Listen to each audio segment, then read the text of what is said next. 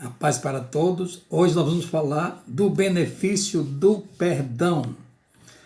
O perdão é uma grande porção do amor de Deus derramado em nossos corações, trazendo um grande benefício, né? Ele faz uma grande obra que o homem é incapaz de dimensionar. O homem por si só é incapaz de dimensionar, né? E hoje nós vamos falar justamente do perdão. Então nós queríamos considerar alguns casos que nós conhecemos, né? O caso de perdão que eu quero falar é de Ives Ota. No dia 29 de 8 de 1997, Ives Ota, filho de Mazakata Ota, foi sequestrado por 3 homens em sua própria casa, né? Ele divulgou isso em jornais amplamente, né? Por isso que eu estou divulgando aqui também, né? Ele mora ou morava na zona leste de São Paulo, né? E o fato aconteceu numa fatídica sexta-feira, né? Onde ele conta que ele estava numa cidade próxima com sua esposa, então, naquele determinado momento, ele sentiu um aperto incrível no coração, né? E ele falou, olha, eu estou me sentindo mal, eu quero ir para casa. E quando ele chegou lá, ele encontrou aquela grande movimentação, né, na sua rua, né? Ele nem imaginava que era na sua própria casa que tinha acontecido o fato. Ele já sabia ali, de antemão, que tinha acontecido alguma coisa ruim na rua, né? Mas ele chegando aí percebeu que se tratava então do sequestro do seu filho de 5 anos. O menino foi sequestrado por 3 homens, sendo que 2 dele prestavam serviço de segurança na sua empresa, né? Ele não era exclusivo a segurança não era exclusiva da empresa, mas era associada, né? E ele tinha um bom relacionamento com esses policiais, né? E o menino foi sequestrado pelo dia, né, da sexta-feira, mas ele foi já executado na madrugada de sábado. Nem sequer tinham requisitado o resgate. Isso porque a criança reconheceu um dos militares, né? E eles ficaram certamente com receio de que fosse denunciado e executou logo a criança, né? E eles ficaram tentando um resgate, mas ele pediu um valor assim tão absurdo mesmo, né? $1 milhão. Então o Mazakata dizia assim, olha, não temos condições, minha empresa é pequena. Mas na verdade ele nunca dava uma prova de vida da criança. Ele contava fatos anteriores ao homicídio, né? Mas ele não passava a criança para falar com o pai, né? Então isso levou a polícia a acreditar que, na verdade, a criança já tinha sido morta, como de fato ocorreu. Então Mazakata e a família toda, né, ficaram com um aperto no coração terrível, né? Você já pensou que é perder um filho nessas condições? Então ele conta que a vida dele estava por água abaixo, a empresa não ia muito bem, a família, né? Ele pensava só nesse assunto, no menino, na criança, né? E ele pensava em vingança, né? E ele estava num estado realmente terrível, né? E qualquer um de nós, né? Eu como avô, né? Pai, então eu me colocando no lugar dele, eu imagino a dor, né? O aperto, a dor que ele sentiu, né? Então, há um movimento de paz e justiça, né? É uma entidade, né? Ela não é ligada a nenhuma denominação, mas ela procura, ela sabe, né? Que a falta de perdão causa muitos danos à pessoa quando não libera o perdão. Então eles visitaram o Mazzacata e tentaram ajudá-lo, né? E em diversos aconselhamentos, então eles conseguiram que Mazzacata pudesse, né, ir visitar aquele assassino na prisão, né? Então aconteceu, então eles prepararam o ambiente. Aí ele conta, né, em alguns vídeos que até aquele momento ele estava fazendo um super esforço para ele não executar a vingança, né? Mas ele conta então que ele orou muito, pediu direção a Deus, né? E na hora ele ficou frente a frente com o assassino, né? Com os assassinos. E eu me lembrei de um deles, né? Onde ele libera o perdão, né? E inclusive ele apresenta, né? Fala de Deus sobre essa pessoa, né? Aí ele conta que a partir daquele momento, aquele peso, né? Foi liberado dele, né? Então ele voltou a viver. É claro que não 100% normal, mas ele retomou, né? Pôde retomar a sua vida, né? Então é por isso que hoje nós estamos pegando esse exemplo de Mazzacata, né? De uma pessoa cujo filho foi assassinado, né? Por pessoas bem, digamos assim, próximo a ele, né? E como ele liberou esse perdão e o efeito que teve então em sua vida, né? Por isso hoje nós vamos falar de perdão, porque a gente conhece perdão a nível de mágoa comum, né? Mas nós precisamos conhecer o perdão de Deus, né? Como foi que Jesus nos perdoou? Deus, o Pai, nos perdoou, enviando o seu Filho, entregando o seu Filho. E do lado de cá estávamos nós, né? Assassinos, toda espécie de ruindade, né? Estava no homem. E Jesus morreu pelo homem. Então, a força do perdão, quando Deus está, digamos assim, envolvido, ele tem a mesma força que o Pai, Deus, teve, né? Para entregar o seu Filho para os homens maus, né? Então, esse é a maior prova de amor do perdão de Deus. Eu gostaria de falar de um versículo que está em 1 Pedro 2,23, que diz assim: quando insultado, Jesus não revidava, quando sofria, não fazia ameaças, mas entregava-se àquele, né? Quer dizer, ao Pai, que julga com justiça. Então a gente fica imaginando, né, que Deus julgou a causa de Jesus com injustiça. A gente fica até pensando se fosse nós, né? Se fôssemos nós, né? Mas não, mas o fato de Deus, digamos assim, permitir que Jesus morresse, mesmo assim, Deus estava praticando uma justiça. Não é muito fácil, né, nós entendermos a justiça do ponto de vista de Deus.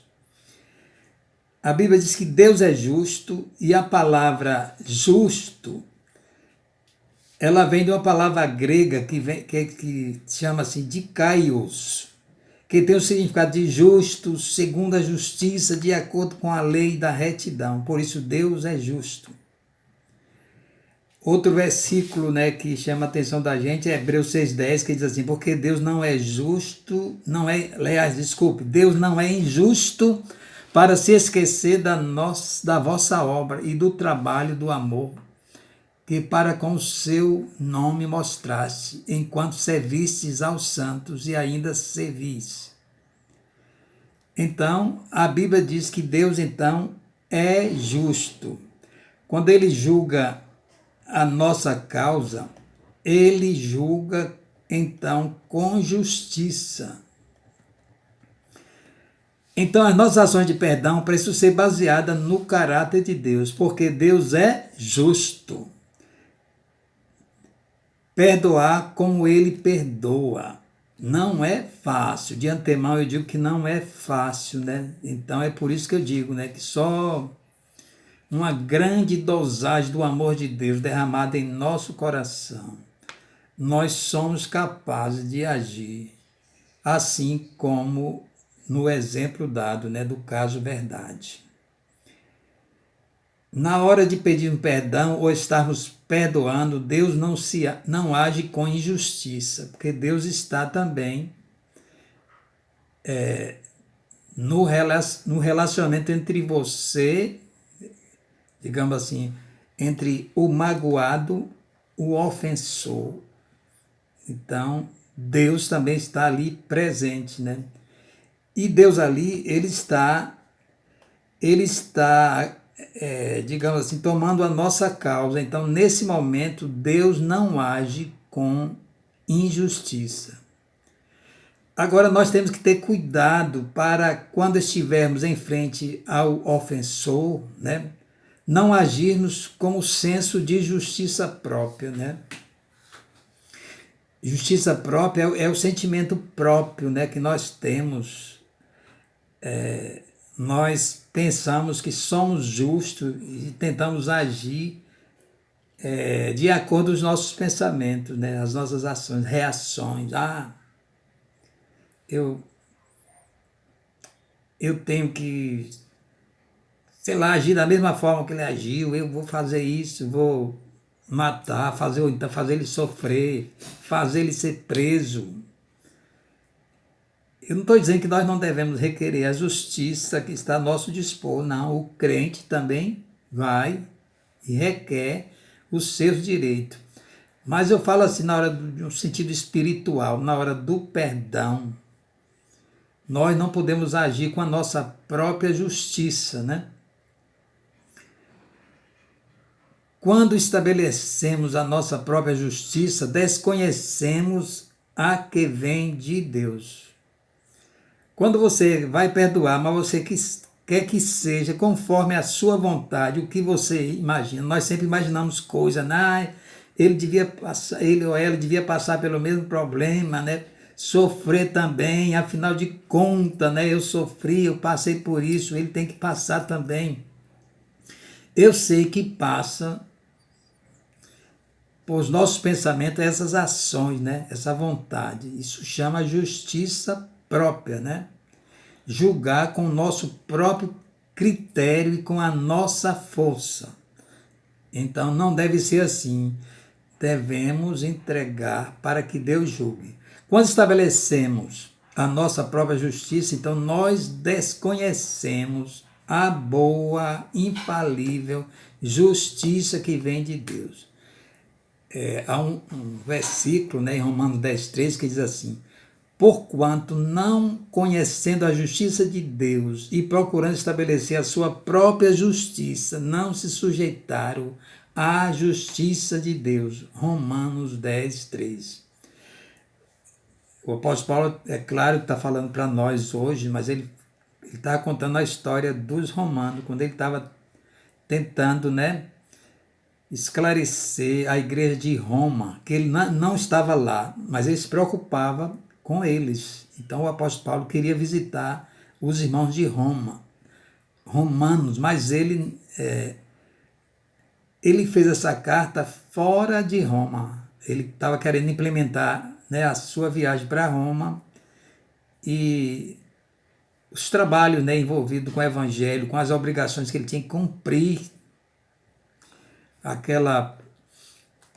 aquilo que Jesus falou naquele encontro seu no caminho de Damasco, com o apóstolo Paulo no caminho de Damasco, que ele iria, né, aos tribunais e à justiça, ia falar aos pequenos e aos grandes, né?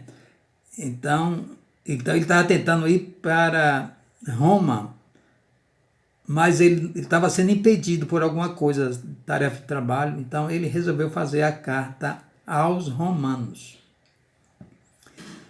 Aí ele está dizendo para os rebeldes judeus que se infiltraram, né, na igreja de Roma, e eles queriam impor uma justiça própria. Então ele está esclarecendo que quando agimos com a nossa própria justiça, Deus retira dele, né? Então, se Deus retira a sua justiça, o resultado é aquilo que nós trabalhamos para alcançar. E às vezes vem de forma negativa, né? Porque nós não temos uma capacidade de julgar conforme o coração de Deus. O perdão é uma decisão de não fazermos nós mesmos a justiça. Então, você decide não fazer a justiça. E por isso você entrega ao justo juiz, que é Deus, né? Quando você decide perdoar, você desiste de ser juiz ou vingador, entregando a alguém mais justo e mais habilitado para decidir. No caso, o nosso Deus, né? Na hora de pedir perdão ou estarmos perdoando, Deus estará agindo com justiça. Porém, você deve fazer uma entrega completamente confiante. Porque se você não entrega completamente a Deus, Ele não vai julgar a causa tendo em frente dois juízes, você e Deus. Então, ou você é juiz ou é Deus. Então, é melhor você entregar a Deus aquele que tudo pode, né? E certamente Deus agirá com justiça, né? Quando alguém te injuria, né? Você devia retribuir a essa pessoa com uma flor, ou então oferecer um bolo. Mas cuidado, né? Para não ser um bolo envenenado. Você tem que agir na justiça de Deus, né? Então você retribui com uma boa ação. Aí eu queria dizer que você pode esperar o resultado, que o resultado vai ser bom. Tenham cuidado para que ninguém retribua o mal com o mal, mas sejam sempre bondosos uns para com os outros e para com todos, né? É o que diz 1 Tessalonicenses 5,15. E não vos vingueis a vós mesmos, amado, mas dai lugar à ira, porque está escrito: minha é a vingança, eu recompensarei, diz o Senhor. Romanos 2,19, né? Então, esse texto que está aí, minha é a vingança.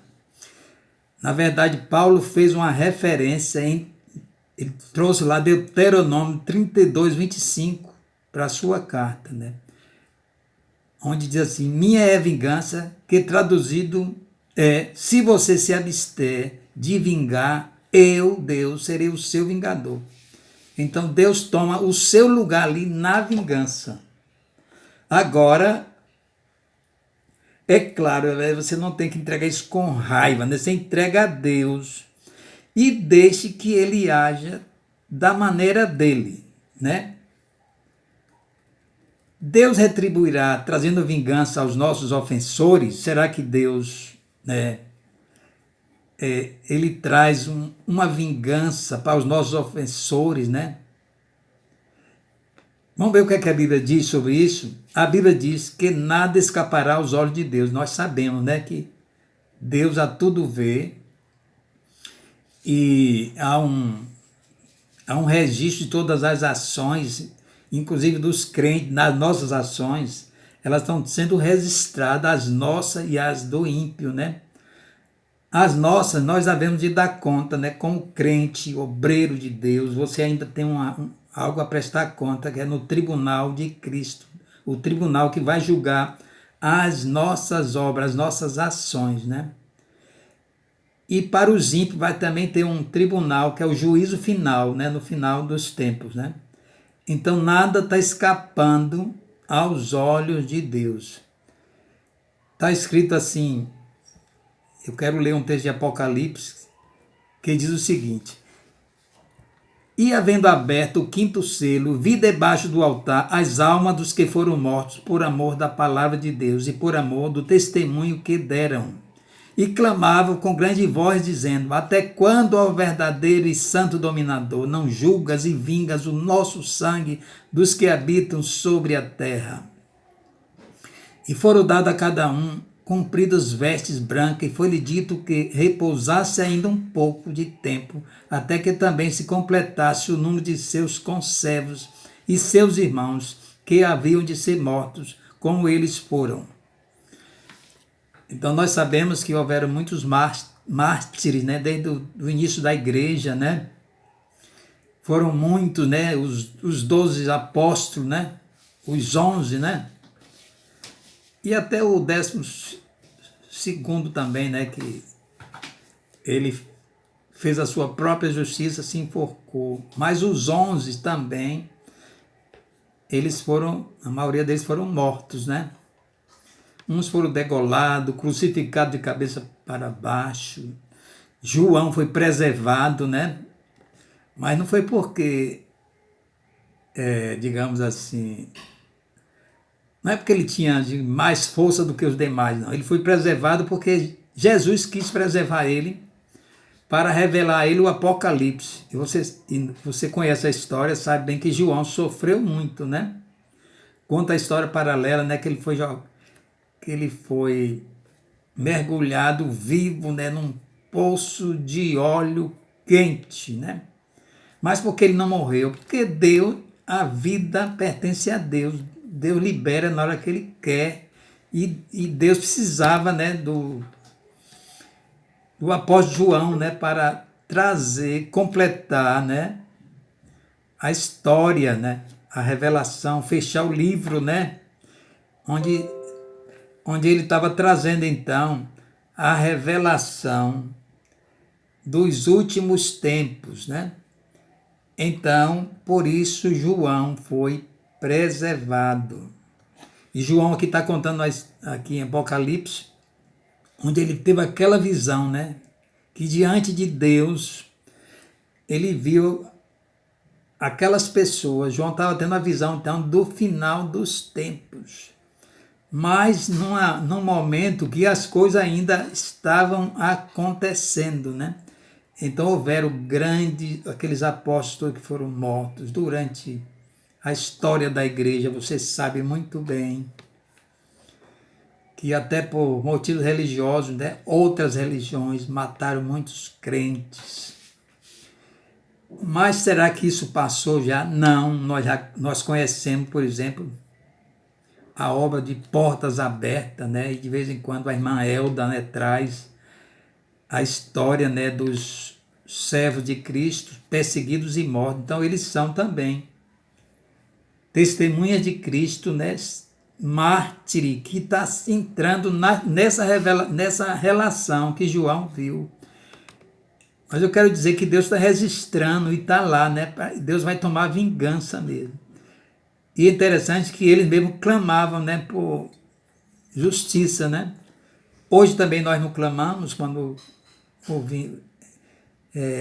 presenciamos um crime bárbaro, então nós ficamos dizendo assim, tem que prender, tem que fazer, né? Tem que ter a pena, no mínimo 30 anos, ou quiçá a pena de morte, né? Se houvesse no Brasil. Até nós podíamos estar desejando a pena de morte, né? É um sentimento normal do ser humano, né? Mas nós temos que entregar essas causas a Cristo. Então ele está lá catalogando tudo isso.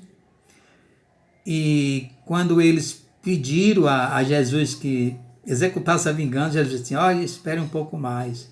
Então Jesus entregou a ele, né, a cada um, compridas vestes, né? Isso quer dizer conforto, né? Aguarde mais um pouquinho, meus filhos, meus servos. Então ele deu vestes brancas, né? Vestes compridas. Quer dizer, espere mais um pouco, seja confortado. Então você vê que terá vingança sim. 3. No momento da amargura, devemos clamar pelo amor de Deus em nosso coração. Então, naquele momento do perdão, você tem que ir primeiro no refúgio com Deus, né? Orar a Deus. Você vê como todos nós humanos, somos dependentes, os crentes, os homens de um modo geral, né? E hoje nós crentes, com o nosso nome escrito no livro da vida, nós somos completamente dependentes do amor de Deus.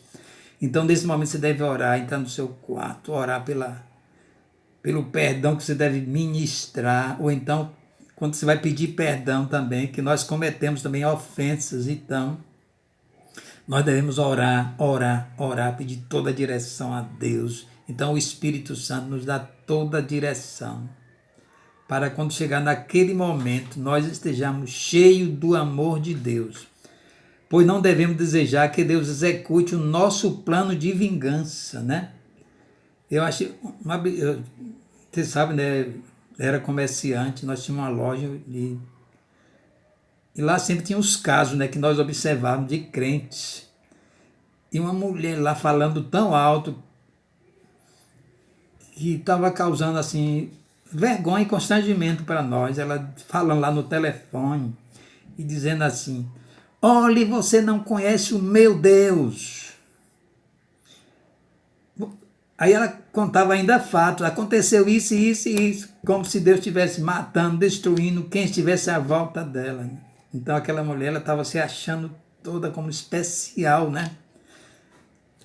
E então ela estava imaginando ali uma justiça própria e ela queria que Deus executasse então aquele plano dela, né? Mas não é assim. Nós apenas devemos entregar com amor. E é nesse momento que aquela oração que você sempre faz, às vezes de forma inadequada em outra situação, né? Porque tem situação que a vontade de Deus já está expressa na palavra, já é vontade de Deus, não precisa você dizer conforme a tua vontade, mas nesse momento sim, você diz: ó Deus, haja conforme a tua vontade para a glória do teu nome. Aí então Deus executa de uma forma livre, né? Você deixa o juiz agir livremente. Como exemplo, citamos o apóstolo Paulo, que outrora, antes do encontro com Jesus no caminho de Damasco, né? Ele consentia na morte e tortura de muitos cristãos, incluindo quem, que você conhece bem, o primeiro mártir, né? Estevão, né? Nós sabemos da história do grande Estevão, evangelista, né? Que através das mãos dele fazia muitos milagres no nome de Jesus e convertia multidões. Mas qual foi a retribuição de Deus para o apóstolo São Paulo? Surpresa, né? Uma retribuição, a sua retribuição foi a sua conversão a Cristo. Glória a Deus por isso, né? E ele então se tornou o maior divulgador de todos os tempos da causa do Evangelho, tornando ele próprio mártir por amor a Cristo, né? Então,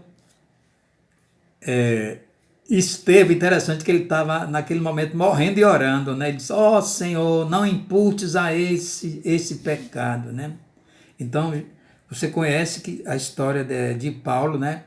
Ele teve um encontro com Jesus no caminho de Damasco, né? E disse: Paulo, Paulo, Saulo, Saulo, por que me persegue? Eu acho que a voz do Senhor já ecoava nos seus ouvidos na época da perseguição. Sabe por que eu digo isso? Porque ele disse: quem és, Senhor?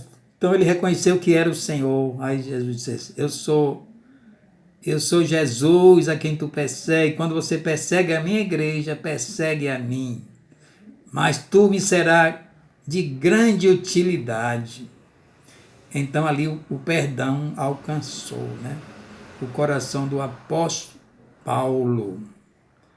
E você, não precisa nem falar muito dele, né? Que nós todos conhecemos a obra do apóstolo Paulo. Tem uma senhora também, uma grande ministra da palavra americana, né? Eu não vou citar o nome porque deixa que eu diga o nome dela por aí, né?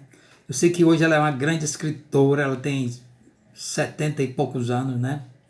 Tem um ministério grandioso, nem sempre foi grande, porque ela sofreu bastante, né? Ela foi abusada muitas vezes pelo seu próprio pai, né? Durante a sua infância. E ela carregava essa mágoa, né? Era um peso, né? E não é para menos, né?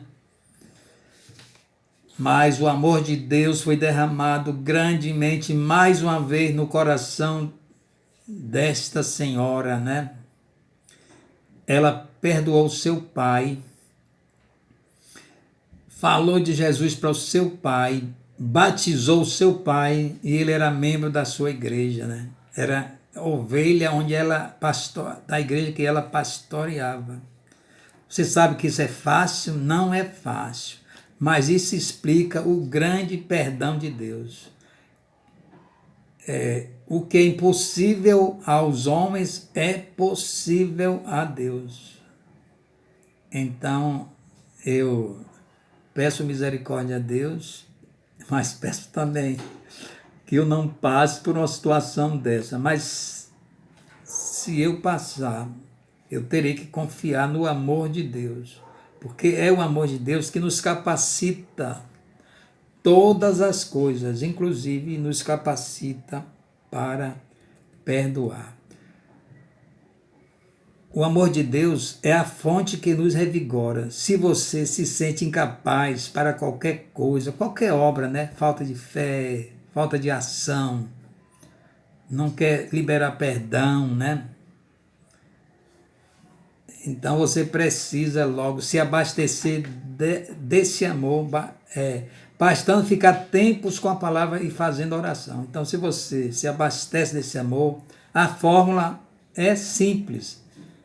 Se apegar com a palavra de Deus, confiar na palavra como um recurso de Deus, né? E orar, orar, orar. Não é orar na igreja aqueles momentinhos, não, irmão. Porque ali aquilo é só um momento pequeno. Você tem que orar muito a Deus. Orar no seu quarto, né?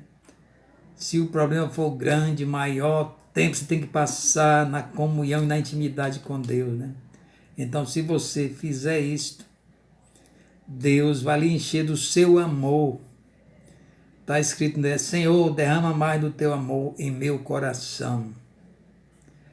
Então, esta é a oração que você tem que fazer. Então, o Espírito abastecerá a sua fé e o amor de Deus, que chama o amor ágape, que todos nós precisamos, né?